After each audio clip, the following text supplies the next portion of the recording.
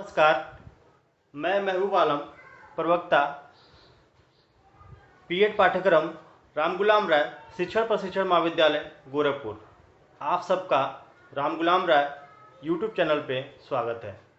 कल हम लोग बीएड द्वितीय वर्ष पंचम प्रश्न पत्र शिक्षण अधिगम के सिद्धांत एवं विधियां में कुछ प्रमुख बिंदुओं का चर्चा किया गया था, जिसमें प्रमुख रूप से शिक्षण क्या है, अच्छे शिक्षण की क्या विशेषताएं होती हैं के बारे में अध्ययन किया गया था। आज हम लोग उससे आगे बढ़ेंगे और दूसरे बिंदु पर चर्चा करेंगे, शिक्षण के कितने स्तर होते हैं। आज हम लोग जानेंगे शिक्षण के कितने स्तर होते हैं। शिक्षण के 3 स्तर होते हैं। पहला स्मृति स्तर, मेमोरी लेवल। दूसरा बोध स्तर, अंडरस्टैंडिंग लेवल। तीसरा चिंतन स्तर, रिफ्लेक्टिंग लेवल। पहले स्तर को हम लोग जानने की कोशिश करेंगे विस्तृत में। पहला जो स्तर है, इसमें हम किसी एक स्तर को अच्छा और किसी एक स्तर को हम बुरा नहीं कह सकते। सभी स्तर अपने अपने जगह पे परफेक्ट हैं और सभी स्तरों की कहीं ना कहीं शिक्षण कार्य करते समय आवश्यकता होती है, और बगैर एक स्तर के दूसरे स्तर में जाना लगभग संभव नहीं है। सर्वप्रथम हम लोग पहले जो स्तर है उसके बारे में अध्ययन करेंगे। पहला स्तर मेमोरी लेवल, स्मृति स्तर। इसमें हम जानने की कोशिश करेंगे, इसके जो प्रतिपादक हैं, इसके प्रतिपादक हर्बर्ट माने जाते हैं। हर्बर्ट ने ये जो स्मृति स्तर है, इस स्तर का शिक्षण का प्रतिपादन किया था।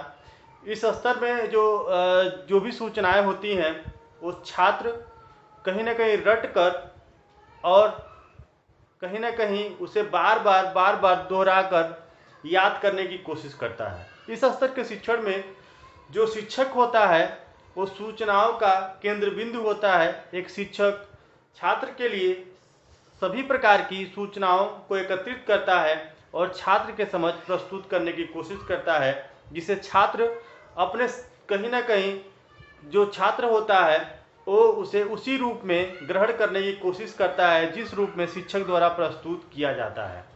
बगैर किसी समझ के, बगैर किसी चिंतन के, बगैर किसी अन्य प्रकार की सूझबूझ के, वो केवल और केवल यांत्रिक रूप से जो शिक्षक द्वारा जो सूचनाएं दी जाती हैं उसे अपने माइंड में, अपने मस्तिष्क में सेट करने की कोशिश करता है। इस प्रकार के शिक्षण में जो छात्र और जो शिक्षक जो अंतःक्रिया होती है वो लगभग शून्य होती है, क्योंकि जो शिक्षक होता है वो सक्रिय रहता है और जो छात्र होता है निष्क्रिय होता है। जो इंटरेक्शन होता है दोनों के बीच वो कहीं ना कहीं डिपेंड करता है कि शिक्षक द्वारा जो सूचनाएं दी जाती हैं, छात्र उससे संबंधित क्वेश्चन पूछे और छात्र उसके बारे में प्रतिक्रिया दे, तब इंटरेक्शन होना माना जाता है। इस स्तर के शिक्षण में इस प्रकार की किसी भी प्रतिक्रियाएं नहीं होती हैं, इसलिए इस प्रकार के शिक्षण में छात्र और शिक्षक अंतःक्रिया नहीं हो पाता है। शिक्षक अधिक सक्रिय रहता है और छात्र निष्क्रिय श्रोता मात्र बन के रहता है और शिक्षक द्वारा दी गई सूचनाओं को अपने मस्तिष्क में डालने की कोशिश करता रहता है। इस प्रकार के शिक्षण कार्य करते समय हम देखते हैं कि इसमें छात्र जो होता है किसी प्रकार का बौद्धिक ज्ञान नहीं लेके आ पाता है, किसी प्रकार के सूझबूझ तर्क का प्रयोग नहीं करता है। इस प्रकार का जो शिक्षण होता है वो मंदबुद्धि बालक भी किसी भी विषय वस्तु को सीख सकता है, यानी कि किसी भी प्रकार का इसमें चिंतन नहीं शामिल होता है। इसलिए मंदबुद्धि का बालक भी इस प्रकार के शिक्षण को सीख सकता है और यह शिक्षण का सबसे न्यूनतम स्तर माना जाता है। यह सबसे न्यूनतम स्तर या प्राइमरी लेवल माना जाता है। इसमें इस शिक्षण को कार्य करते समय जो हर्बर्ट है कुछ सुझाव दिए थे। एक शिक्षक को स्मृति स्तर पर शिक्षण कार्य करते समय यह ध्यान रखना चाहिए कि जो भी पाठ्य विषय वस्तु है उसे समग्र रूप से प्रस्तुत करना चाहिए। जो दूसरा जो सुझाव दिया था, छात्र के समझ पाठ्य विषय वस्तु को एक क्रमबद्ध रूप में प्रस्तुत करना चाहिए।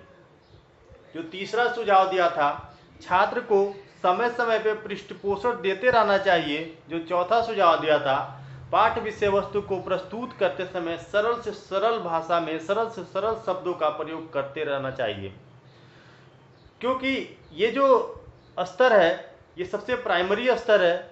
और बच्चे को अगर कठिन शब्दों का कहीं ना कहीं अगर जानकारी कराई जाए, कठिन शब्द के बारे में पहले ही बताया जाए, तो वो कहीं ना कहीं उसे कंठस्थ करने में मुश्किल हो जाता है, क्योंकि सामान्य अर्थों को तो बड़ी आसानी से समझ अपने मन मस्तिष्क में सेट कर लेता है, लेकिन जो कठिन शब्द होते हैं उसको अपने मस्तिष्क में सेट करने में थोड़ा सा मुश्किल हो जाता है।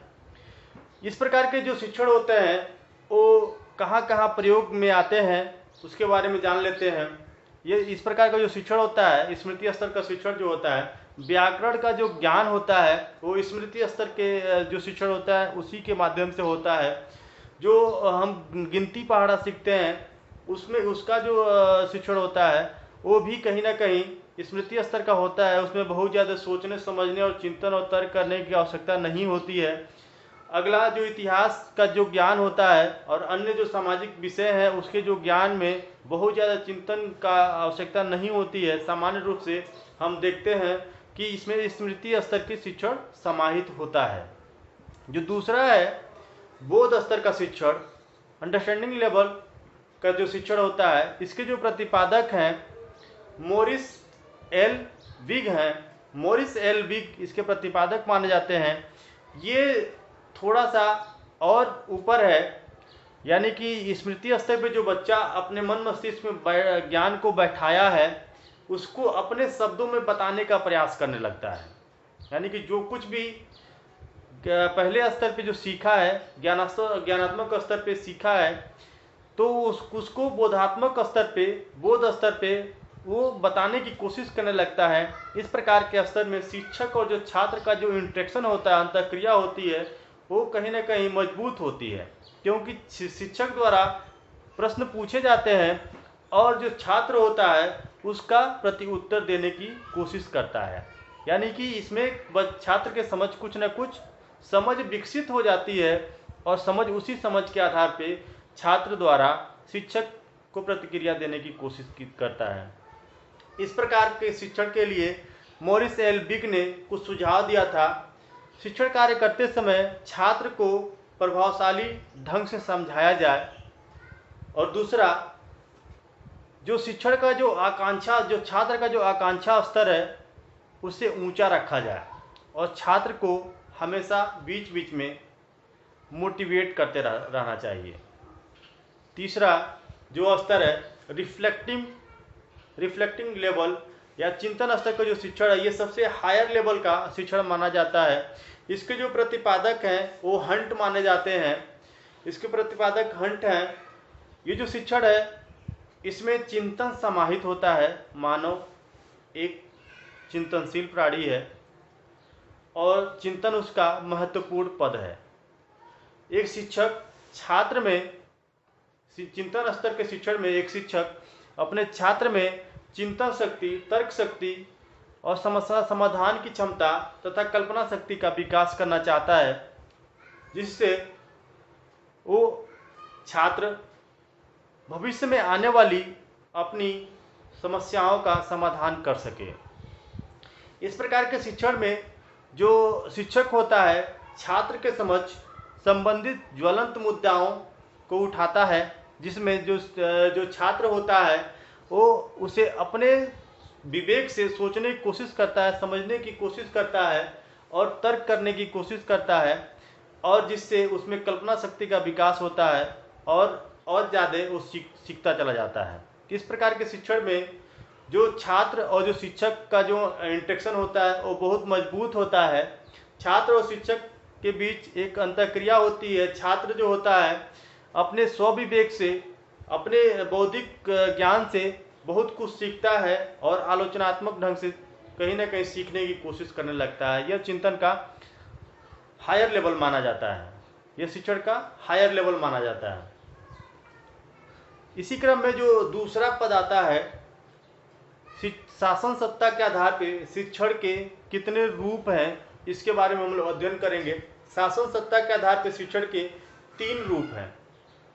अभी हमने देखा शिक्षण स्तर के आधार पे कितने रूप हैं, तो स्तरों के आधार पर 3 रूप हैं: स्मृति स्तर, बोध स्तर और चिंतन स्तर। स्मृति स्तर के जो प्रतिपादक हैं वो हर्बर्ट माने जाते हैं। ये सबसे लोअर लेवल का टीचिंग माना जाता है। जो दूसरा हमने पढ़ा बोध स्तर, इसके जो प्रतिपादक मोरिस एल बिग माने जाते हैं। जो तीसरा और जो सबसे हायर लेवल का माना जाता है वो चिंतन स्तर का, इसके जो प्रतिपादक हैं हंट माने जाते हैं। आगे हम लोग पढ़ेंगे शासन सत्ता के आधार पे या शासन सत्ता के में शिक्षण के कितने रूप होते हैं। तो शासन सत्ता के आधार पे भी शिक्षण के 3 रूप होते हैं। सबसे पहला एक तंत्रात्मक विधि अथॉरिटेरियन मेथड, दूसरा लोकतंत्रात्मक विधि डेमोक्रेटिक मेथड, तीसरा मुक्तात्मक विधि लेजिस फेयर मेथड। इसमें जो पहला प्रारूप है एक तंत्रात्मक विधि, इसमें जिस प्रकार से हम लोग स्मृति स्तर पे शिक्षण को देखें उसी प्रकार से इसमें भी है। यानी कि एक तंत्रात्मक जो शिक्षण विधि है, इसमें ये जो शिक्षण विधि है टीचर ओरिएंटेड शिक्षण विधि है। इसमें शिक्षक प्रधान शिक्षण विधि है। इसमें शिक्षक ही सर्वोपरि है, वो कहीं ना कहीं सूचनाओं का केंद्र है। वही सारी सूचनाएं छात्र के लिए तैयार करता है और छात्र उसे सीखने की कोशिश करता है और या जानने की कोशिश करता है। इसमें किसी भी प्रकार की व्यक्तिगत विभिन्नताओं का ध्यान नहीं किया जाता है। सभी बच्चों को एक समान मान के, एक रूप में मान के उनको शिक्षित करने का, उनको शिक्षण देने का कार्य किया जाता है एक शिक्षक के द्वारा। दूसरा जो डेमोक्रेटिक टीचिंग मेथड है, ये छात्र केंद्रित शिक्षण व्यवस्था है। इसमें जो शिक्षक होता है छात्र की रुचियों को ध्यान में रखते हुए, उनकी आवश्यकताओं को ध्यान में रखते हुए, उनकी बुद्धिगत विभिन्नताओं को ध्यान में रखते हुए, उनकी प्रेरणा को ध्यान में रखते हुए समझाने और बताने की कोशिश करता है। तीसरा मुक्तात्मक शिक्षण व्यवस्था लेजिस फेयर टीचिंग मेथड। इसमें ये जो शिक्षण विधि है, ये जो शिक्षण का जो रूप है, ये जो शिक्षण का रूप है ये सब्जेक्ट ओरिएंटेड रूप है। इसमें विषय वस्तु को महत्वपूर्ण दिया गया है, महत्वपूर्ण स्थान दिया गया है। इसमें शिक्षक गाइड की भूमिका में रहता है और एक छात्र को तभी मदद करता है जब उसे उस मदद की आवश्यकता होती है।